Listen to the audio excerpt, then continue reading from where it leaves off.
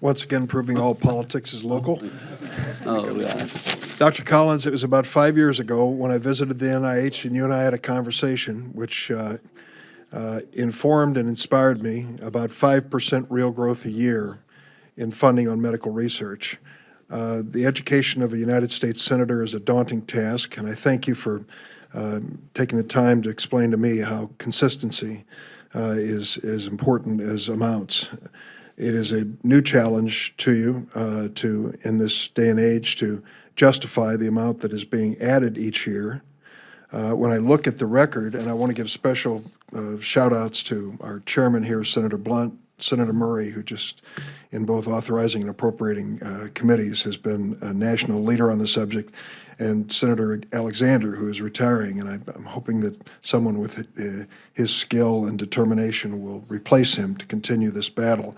But since fiscal year 2014, we've seen a 30.6% increase in NIH funding, a 40.6% increase in Department of Defense medical research, and a 33% increase in VA medical research.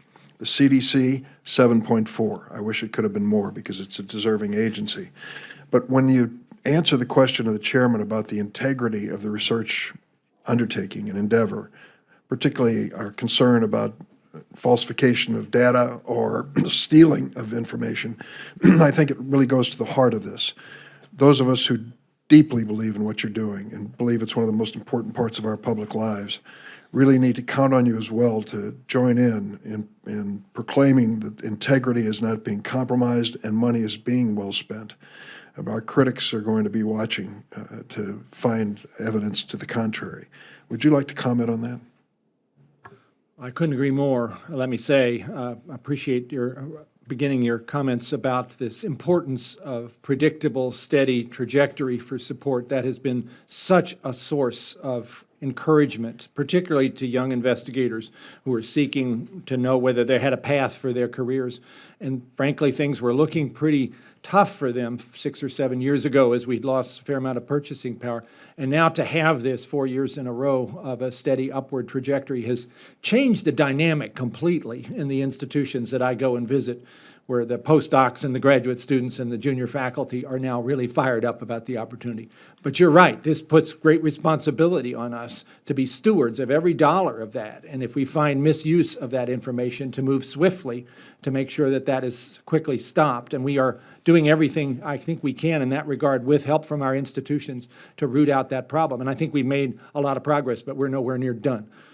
I'd like to get more specific and personal in this next question. Tuesday morning, a young man from Chicago named Brian Wallach and his wife Sandra came in to see me. A year and a half ago, 18 months ago, he was diagnosed with ALS, Lou Gehrig's disease. And they wanted to come and talk to me about their determination to try to spark more interest, more research, more focus on this disease. Sadly, the life expectancy of those diagnosed is not long, and they fear that many of the people who are the most passionate advocates will not be here long enough to fight the good fight and see good results. What can you say to the couple and others that face this particular disease? This is a particularly critical and heartbreaking condition, as you well know. We have redoubled our efforts to try to take advantage of some of the newer discoveries to come up with clinical applications. There is a consortium now called CREATE, which is clinical research in ALS and related disorders for therapeutic development.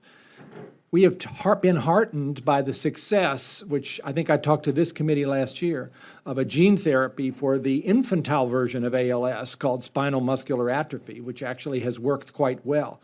And now the question is, could that same approach be successful, at least for some individuals with ALS where we know what the genetic mutation is, and there are families where that is the case. That is a big area of focus at the present time, but not the only one.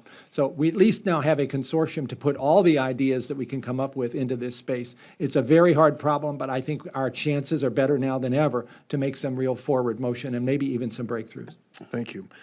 My last point is this: as we are dazzled by your work and the breakthroughs on cystic fibrosis and other things, we also face the grim reality that this great nation, this United States of America, maternal and infant mortality rates are absolutely unacceptable, particularly among some segments of our population. We cannot forget the basics here, and I know you aren't. And I hope that you'll be able to tell us, I've run out of time now, but in some other context, the work that is being done in these two particular areas. I'd be glad to, for the record, give you quite a summary of all the things that are happening there, particularly supported by National Institute of Child Health and Human Development, which also covers maternal health. We agree, that's a very high priority.